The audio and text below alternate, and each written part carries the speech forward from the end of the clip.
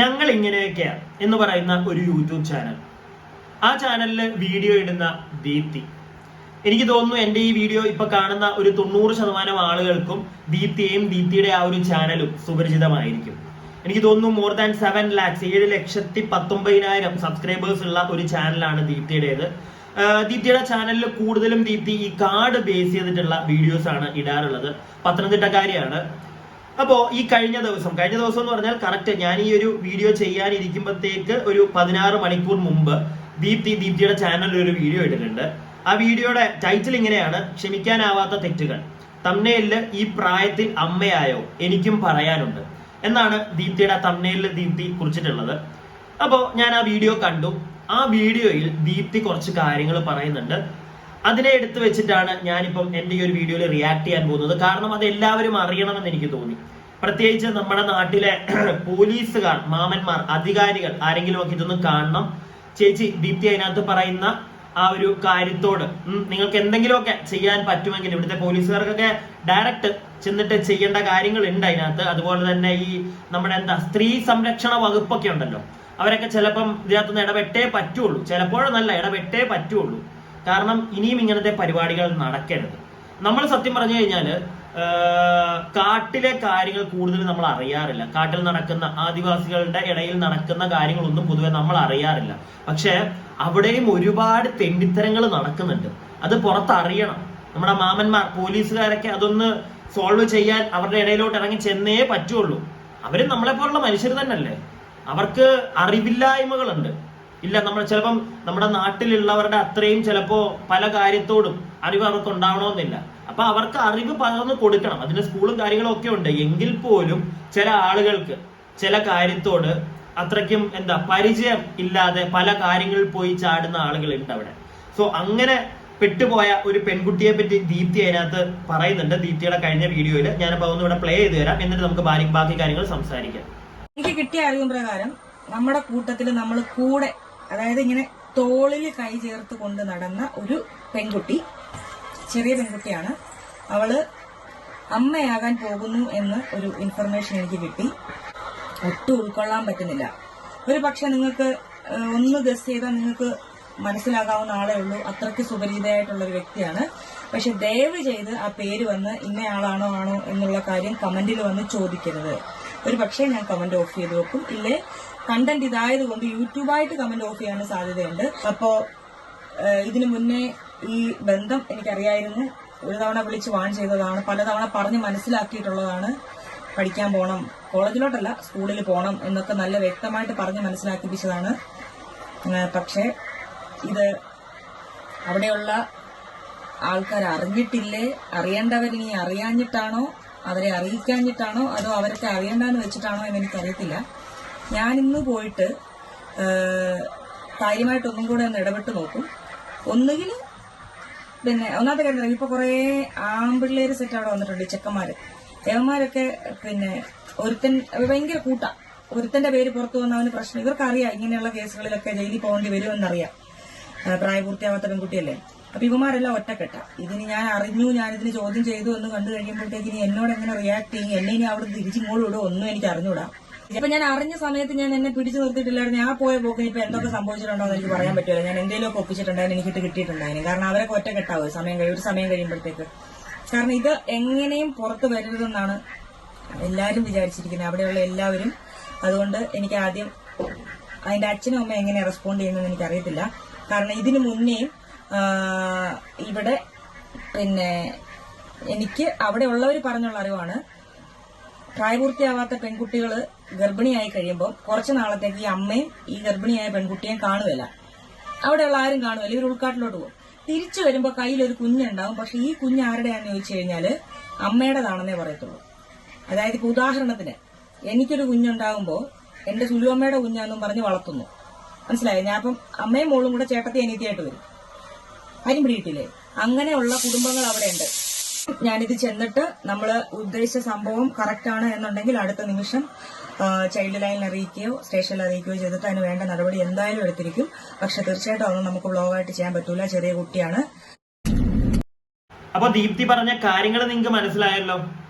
ദീപ്തിയുടെ കൂടെ ഇടയ്ക്ക് വീഡിയോയിൽ വരുന്ന ഒരു പെൺകുട്ടി 18 വയസ്സ് പോലും ആകാത്ത ഒരു പെൺകുട്ടി സ്കൂളിൽ പോകേണ്ട പ്രായത്തിൽ ഗർഭിണിയായിരിക്കുകയാണ്. സത്യം പറഞ്ഞത് നമ്മുടെ നാട്ടിലാണ് നടന്നതെങ്കിൽ ഇപ്പൊ പോക്സോ കേസ് എടുത്ത് ആരാണോ ഇതിന് കാരണക്കാരൻ അവൻ ഉള്ളിൽ പോയേനെ. ഇത് കാട്ടിലായത് കൊണ്ട് പുറത്തേക്ക് ഒരുപാട് അറിയുന്നില്ല. അതുപോലെ തന്നെ ദീപ്തി ഇപ്പൊ പറയുന്നത് ഇതുപോലുള്ള കാര്യങ്ങൾ കാട്ടിൽ നടക്കാറുണ്ട്. അവരെന്നിട്ട് ഈ ഇപ്പം ഒരു പെൺകുട്ടി പ്രഗ്നന്റ് ആയി കഴിഞ്ഞാൽ ആ പെൺകുട്ടിയുടെ അമ്മയുമായി ഇവര് ഉൾക്കാട്ടിലേക്ക് പോകും. തിരിച്ചെന്നിട്ട് വരുമ്പോ കുട്ടി ഉണ്ടാവും. കുട്ടി ഇപ്പം പെൺകുട്ടിയുടെ ഇപ്പം ഈ ദീപ്തി പറയുന്ന പോലെ ആ പെൺകുട്ടിയുടെ അമ്മയുടെ കുട്ടിയാണെന്നും പറഞ്ഞായിരിക്കും പിന്നെ പുറത്ത് ഇവരുടെ ആ ഒരു സമൂഹത്തിൽ സംസാരിക്കുന്നത്. സോ അങ്ങനത്തെ കുറെ സാധനങ്ങൾ ഇപ്പോഴും കാടുകളിൽ നടക്കുന്നുണ്ട്. സത്യം പറഞ്ഞു കഴിഞ്ഞാൽ അത് വളരെ മോശമായിട്ടുള്ള ഒരു കാര്യം തന്നെയാണ്. കുട്ടികളുടെ ഇപ്പം ആദിവാസി കുട്ടികളാണെങ്കിൽ പോലും അവര് നമ്മുടെ നാട്ടിലെ കുട്ടികളെ പോലെ ജീവിക്കണം. അവർക്ക് മാത്രം ഇങ്ങനെയുള്ള ദാരുണ സിറ്റുവേഷൻസ് ഒന്നും ഉണ്ടാവരുത്. വളരെ മോശമായിട്ടുള്ള ഒരു കാര്യമാണ് ഇതൊക്കെ നമ്മുടെ സർക്കാരും ഇവിടുത്തെ ചൈൽഡ് ലേബർ ഹെൽപ്പ് ലൈൻ ടീമുകളും അതുപോലെ തന്നെ സ്ത്രീ സംരക്ഷണവും വേണമെങ്കിൽ അവർക്കും ഇടപെടാം. മനസ്സിലായില്ലേ? എല്ലാവരും ഒന്ന് ഇടപെടണം ഇതിനകത്ത്. ചെറിയൊരു കാര്യമൊന്നും അല്ല ഇത്. ബാക്കി 2 എണ്ണം വാങ്ങിയിരിക്കുന്നു ഗൈസ്. എന്റെ പ്ലാൻ എന്തായാലും നിങ്ങൾക്ക് മനസ്സിലായിട്ടുണ്ടാവും. എന്തെങ്കിലും ഒരു നിവൃത്തി ഉണ്ടെങ്കിൽ, എന്റെ വാക്കിനൊരു വില തരുന്നുണ്ടെങ്കിൽ നമുക്കിന്ന് ടെസ്റ്റ് ചെയ്ത് നോക്കാൻ പറ്റുമെന്ന് കരുതുന്നു. ആ കൊച്ചും കൂടെ സഹകരിച്ചാൽ ഇന്ന് നടക്കും. അവിടെ ചെന്ന് കഴിഞ്ഞിട്ട് ഞാൻ പരമാവധി നോക്കി. കൊച്ചിനെന്നെ കാണണ്ടെന്ന് പറഞ്ഞു. കൊച്ചു ഇറങ്ങി വരില്ല. എന്ത് ചെയ്താ? ആദ്യം തലവേദനയാന്ന് പറഞ്ഞു, പിന്നെ പറഞ്ഞു എന്നെ കാണണ്ടെന്ന് പറഞ്ഞു, എന്റെ മുന്നിൽ വരത്തില്ല പറഞ്ഞു. ഞാൻ അങ്ങോട്ടേക്ക് ചെല്ലാമെന്ന് വെച്ചപ്പോൾ അവിടെ അത് പോയിരിക്കുന്ന വീടിന്റെ മുറ്റത്ത് നല്ല കടിക്കുന്ന ഒരു പട്ടിയുണ്ട്. അത് തൊടല് പൊട്ടിച്ചു വരുന്ന സൈസ് പട്ടിയാണ്. നമുക്ക് അങ്ങോട്ടേക്ക് കയറാൻ പറ്റില്ല. മാത്രമല്ല കാണണ്ടെന്ന് പറഞ്ഞിരിക്കുന്നിടത്ത് എനിക്ക് ഇടിച്ചു കയറി ചെല്ലാൻ പറ്റില്ല. പിന്നെ എന്നെ കൊണ്ട് പറ്റുന്നതെന്ന് പറഞ്ഞാൽ അതിന്റെ കുറച്ച് ബന്ധുക്കളുണ്ട്. അത് പറഞ്ഞാൽ കേൾക്കുന്ന ആ കൊച്ചു പറഞ്ഞാൽ അവര് പറഞ്ഞാൽ കൊച്ചു കേൾക്കും. അവരുടെ കയ്യിൽ ഞാൻ ആ പ്രഗ്നൻസി ടെസ്റ്റ് പാഡ് കൊടുത്തിട്ട് പിന്നെ പൊട്ടിച്ച് കാണിച്ചിട്ട് പറഞ്ഞു എങ്ങനെയാണ് ചെയ്യേണ്ടതെന്ന് പറഞ്ഞു. അതുപോലെ കൊച്ചിന്റെ യൂറിൻ എടുക്കുന്ന ഉടനെ ആരെങ്കിലും കൂടെ ഉണ്ടാവണം. കാരണം അവിടെ ചെന്ന് കഴിഞ്ഞപ്പോൾ ഞാൻ അതിന്റെ അമ്മയുടെ അടുത്ത് സംസാരിച്ചു. അപ്പൊ ഞാൻ എന്നിട്ട് അവരുടെ അടുത്ത് പറഞ്ഞു ഇതുപോലെ പിന്നെ യൂറിനൊക്കെ എങ്ങനെയാ വെച്ച് ടെസ്റ്റ് ചെയ്യേണ്ടത്, എത്ര നേരം നോക്കിയിരിക്കണം, ഇതൊക്കെ കൃത്യമായിട്ട്. അതുപോലെ കൊച്ചി യൂറിൻ എടുക്കാൻ നേരം നിങ്ങളാരെല്ലാം കൂടെ ഉണ്ടാവണം. അത് വെള്ളം മിക്സ് ചെയ്തിട്ടാ തരുന്നതെന്നുണ്ടെങ്കിൽ നമുക്ക് അതിന്റെ റിസൾട്ട് കൃത്യമായിട്ട് കിട്ടത്തില്ല. കാരണം അത് പിന്നെ ഞാൻ അവിടെ ചെന്നിട്ട് അറിഞ്ഞ കാര്യം എന്താന്ന് വെച്ചാല്, ഞാൻ ആദ്യം അതിന്റെ അമ്മയെ കണ്ടു. അമ്മയെ കണ്ടപ്പോ അമ്മ പറയുന്നു ഇവിടെ എല്ലാരും അങ്ങനെയൊക്കെ പറഞ്ഞ് നടക്കുന്നുണ്ട്, പക്ഷെ അങ്ങനെയൊന്നുമില്ല. ആദ്യം പറഞ്ഞ എന്താണെന്നറിയാമോ? എന്നെ കണ്ടപ്പോഴേ പറഞ്ഞ എന്താണെന്നറിയാമോ? കൊച്ചിന് 18 വയസ്സുണ്ട്, കല്യാണപ്രായം ആയതാ, എപ്പോഴേ കല്യാണപ്രായം കഴിഞ്ഞ കൊച്ചാ. അപ്പൊ ഞാൻ ചാടിക്കേറി എതിർത്തില്ല. അയ്യോ കല്യാണപ്രായം ആയില്ല, നിങ്ങൾ എന്തിനാ ഇങ്ങനെ ചെയ്തേ, അങ്ങനെ ചെയ്തേ. ഞാൻ ഒന്നും ദേഷ്യം പിടിക്കുകയോ ഒന്നും ചെയ്തില്ല. കാരണം നമുക്ക് കാര്യം അറിയുക എന്നുള്ളതാണ് നമ്മുടെ ഒരു അന്നേരത്തെ ഒരു ആവശ്യം. അപ്പൊ ഞാൻ ഇങ്ങനെ കേട്ടോണ്ടിരുന്നിട്ട് ഞാൻ ചോദിച്ചു ഇതുപോലെ ഇതിനെ പിന്നെ എന്താ സംഭവിച്ചതെന്ന് വെച്ചപ്പോൾ മൂത്രത്തിപ്പഴുപ്പ, അല്ലാണ്ട് വേറെ ഒന്നുമില്ല എന്നിങ്ങനെ പറഞ്ഞു. അപ്പൊ ഞാൻ പറഞ്ഞു ഇതുപോലെ ഞാൻ കൊണ്ടുവന്നിട്ടുണ്ട്, പ്രഗ്നൻസി ടെസ്റ്റ് ചെയ്യുന്ന സാധനമാണ്, ഞാൻ കൊച്ചിനെ വിളിച്ചോട്ടെ. അപ്പൊ ആദ്യം എനിക്ക് കിട്ടിയ ഒരു അറിവെന്ന് പറഞ്ഞാൽ അവിടെയുള്ള ആരെ ആ കൊച്ചിനെ കാണാൻ സമ്മതിക്കാണ്ട് അതിന്റെ മാതാപിതാക്കള് വഴക്കിടുന്നു, ആരും അടുത്തടുക്കാനോ ഒന്നും സമ്മതിക്കുന്നില്ല എന്നാണ് ഞാൻ അറിഞ്ഞത്. പക്ഷെ എന്നോട് അച്ഛനോട് സംസാരിച്ചില്ല, അമ്മ വളരെ മാന്യമായിട്ട് സംസാരിച്ച് എന്നോട് പറഞ്ഞൊരു കാര്യം, ചേച്ചി അത് ചെയ്തു നോക്കിയോ, അതെങ്ങനെയാന്ന് ചെയ്തു നോക്കിയോ, ഞാൻ അവളെ വിളിച്ചോണ്ട് വരാന്ന് പറഞ്ഞു. അവൾ അതിന് മുന്നേ അറിഞ്ഞു ഞാൻ അവിടെ എത്തി എന്നുള്ള കാര്യം. അത് കൊച്ചു മുങ്ങി. അപ്പം ഞാൻ വിചാരിക്കുന്നത്, ഞാൻ എന്റെ അമ്മയോട് പറഞ്ഞു കുറച്ച് കാര്യങ്ങളൊക്കെ പറഞ്ഞ് മനസ്സിലാക്കിയിട്ടുണ്ട്. അപ്പൊ അവർക്ക് ഒരു കാര്യം അവർക്കറിയാം. അപ്പോ ചേച്ചി ഈ ഒരു ദീപ്തി ചേച്ചി ഈ ഒരു പ്രഗ്നൻസി കിറ്റുമൊക്കെ ആയിട്ട് അവിടെ ചെന്നപ്പോഴത്തേക്ക് കൊച്ചു മുങ്ങി. കൊച്ചില്ല. കൊച്ചിനെ ആദ്യമേ കാണണ്ടെന്നൊക്കെ പറഞ്ഞു, പിന്നെ നോക്കുമ്പോഴത്തേക്ക് കൊച്ചവിടെ ഇല്ല. അപ്പൊ അതൊക്കെയാണ് ചേച്ചി പറയുന്നത്. അപ്പൊ എന്തിനാണ് ഈ കുട്ടി ഇങ്ങനെ ഹൈഡ് ചെയ്ത് നിൽക്കുന്നത്? അതുപോലെ തന്നെ ആദ്യമേ ചെന്ന ഉടനെ തന്നെ ദീപ്തിയോട് ആ പെൺകുട്ടിയുടെ അമ്മ പറയുന്നത് അവർക്ക് 18 വയസ്സായി, നാട്ടുകാരൊക്കെ ചുമ്മാ കഥകൾ പറയുന്നതാണ് എന്നും പറഞ്ഞു എന്നൊക്കെ പറയുന്നുണ്ട്. അപ്പം അങ്ങും ഇങ്ങും ഇല്ലാതെയാണ് അവർ സംസാരിച്ചുകൊണ്ടിരിക്കുന്നത്. അതുകൊണ്ട് അതിനകത്ത് തന്നെ നമുക്ക് മനസ്സിലാക്കാം എന്തൊക്കെയോ ഉണ്ട്. കുട്ടി പ്രഗ്നന്റ് തന്നെ ആയിരിക്കാം. അതുകൊണ്ടായിരിക്കാം പെൺകുട്ടിയും മാറി നിൽക്കുന്നത്, പേടിച്ചു മാറി നിൽക്കുന്നത്, ഈ ഒരു ടെസ്റ്റിന് പോലും നിൽക്കാത്തത്. പക്ഷെ അവർക്കിപ്പം ദീപ്തി പറയുന്നത് പോലെ തന്നെ ചിലപ്പോൾ അവരുടെ പാരന്റ്സിന് അത്രയും അറിവുണ്ടാവില്ല. എനിക്കതാ തോന്നിയത്. അവിടുത്തെ ആളുകൾക്ക് അറിയില്ല. അവര് ചിലപ്പം അതിനകത്തൊന്നും ഇപ്പം ഇപ്പോഴത്തെ കുട്ടികളൊക്കെ ചിലപ്പം എഡ്യൂക്കേഷൻ ലൈക്ക് അവര് സ്കൂളിലൊക്കെ പോകുന്നുണ്ടായിരിക്കും. പക്ഷെ പണ്ട് കാലത്തെ ആളുകൾ ചിലപ്പം പോകുന്നുണ്ടായിരുന്നിരിക്കില്ല. അതുപോലെ തന്നെ ഇപ്പോഴത്തെ കുട്ടികളാണ് എല്ലാ കുട്ടികളൊന്നും ഈ ആദിവാസി ഊരിലെ എല്ലാ കുട്ടികളൊന്നും ചിലപ്പം പഠിക്കാൻ പോകുന്നുണ്ടാവുമെന്ന് എനിക്ക് തോന്നുന്നില്ല. പഠിക്കാൻ പോവാത്തവരും കാണും. അതുകൊണ്ടൊക്കെ തന്നെ കുറെ പേർക്ക് അറിവ് കുറവായിരിക്കും അവിടെ. അതുകൊണ്ടാണ് ഇപ്പം ദീപ്തി അവിടെ ചെന്ന് ഈ ഒരു കാര്യം പറയുമ്പോഴത്തേക്ക് അവർക്ക് പേടിയുണ്ട്. കാരണം അവരിങ്ങനത്തെ കാര്യങ്ങളൊക്കെ അറിഞ്ഞിട്ടുണ്ട്. അതായത് ഇങ്ങനെ ഒരു 18 വയസ്സിന് മുമ്പ് ഒരു പെൺകുട്ടി ഇങ്ങനെ പ്രഗ്നന്റ് ആയി കഴിഞ്ഞാൽ അതിന്റെ പേരിൽ എന്താണ് പോക്സോ കേസ് വരും, നാട്ടുകാരെല്ലാവരും അറിയും. ഇങ്ങനത്തെ പേടികൾ അവർക്കും ഉണ്ടായിരിക്കും. അതുകൊണ്ടായിരിക്കും കൂടുതൽ അവര് ദീപ്തിയെ അങ്ങോട്ട് അടുപ്പിക്കാത്തതും ഈ ഒരു പ്രഗ്നൻസി ടെസ്റ്റിന് നിന്ന് കൊടുക്കാൻ ആ ഒരു പെൺകുട്ടിയെ പിടിച്ചോണ്ട് വരൂ അങ്ങനത്തെ പരിപാടികളൊന്നും ചെയ്യാത്തത്. ഇവര് തന്നെ ചിലപ്പോൾ ഹൈഡ് ചെയ്ത് നിർത്തിയിരിക്കുന്നതായിരിക്കാം. അവരുടെ ഊരിൽ ഇങ്ങനെ ഒരു സാധനം ബാക്ക് സ്റ്റോറി പോലെ പണ്ട് തൊട്ടേ നടക്കുന്നുണ്ട്, മനസ്സിലായില്ലേ? സോ അതിലേക്ക് ഒരു പെൺകുട്ടിയുടെ ഒരു ജീവിതവും കൂടെ അങ്ങനെയായിരിക്കും അവര് വിചാരിക്കുന്നത്. അവർക്ക് ഇത് വലിയൊരു കാര്യമായിട്ടൊന്നും ചിലപ്പോൾ അവരെടുക്കുന്നുണ്ടായിരിക്കില്ല. ഓക്കെ, അതുപോലെ തന്നെ ഞാൻ ഇത്രയും വീഡിയോ കാണിക്കുന്നുള്ളൂ. ഇതിനകത്ത് ദീപ്തി പിന്നെയും പറയുന്നുണ്ട് പുറത്തുനിന്നുള്ള ഒരുപാട് ആളുകളൊക്കെ ഈ ഒരു സമയത്ത് ഇപ്പൊ അങ്ങോട്ടേക്ക് വരുന്നുണ്ട്, അത് അത്ര നല്ല കാര്യമൊന്നുമല്ല, ഇതുപോലുള്ള കാര്യങ്ങളൊക്കെ കാണിക്കുന്ന ചില ചെറ്റകൾ കാണും, എന്നിട്ട് അവന്മാര് മുങ്ങിക്കളയും, പറയാൻ പറ്റത്തില്ല. ഇപ്പൊ ആദിവാസികളായതുകൊണ്ട് തന്നെ അവര് വലിയ ഇതൊന്നും പൊക്കിപ്പിടിച്ച് ഇത് കേസാക്കാനോ അതിന്റെ പുറകെ നടക്കാനോ എനിക്ക് തോന്നുന്നില്ല വരുമെന്ന്, മനസ്സിലായില്ലേ?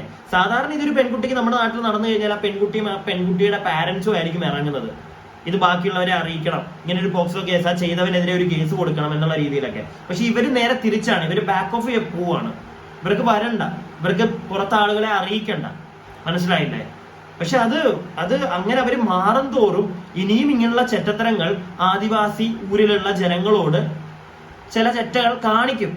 അത് കാണിക്കാതിരിക്കണമെങ്കിൽ ഇങ്ങനെയുള്ള കാര്യങ്ങൾ പുറത്തു വരണം, അവനെയൊക്കെ ശിക്ഷിക്കണം. അത് ഏതവനാണെങ്കിലും ചെയ്തിട്ടുള്ളതെങ്കിൽ, അത് ആ കുട്ടിക്ക് ഇഷ്ടപ്പെട്ട ഒരാളായിരിക്കാം, പക്ഷെ എങ്കിൽ പോലും ചെയ്തത് അത്ര നല്ലൊരു കാര്യമല്ല. ഇല്ലെങ്കിൽ 18 വയസ്സ് കഴിഞ്ഞിട്ട് എന്താന്ന് വെച്ചാ ഇത് സ്കൂളിൽ പോകേണ്ട ഒരു കുട്ടിയോട് ഇങ്ങനെയൊക്കെ ചെയ്യാന്ന് പറഞ്ഞു കഴിഞ്ഞാൽ ഇതൊക്കെ പുറത്തു വരണം, അവനെ ശിക്ഷിക്കണം. ഇനി ആ ഒരു നാട്ടിൽ ഇങ്ങനത്തെ പരിപാടികൾ അവിടെയെന്നല്ല, ഏതൊരു കാട്ടിൽ താമസിക്കുന്ന ഒരു പെൺകുട്ടിക്കും ഇങ്ങനെയുള്ള സാധനങ്ങൾ നടക്കാതിരിക്കണമെങ്കിൽ ഇത് പുറത്തു വരണം, അവനെ ശിക്ഷിക്കണം.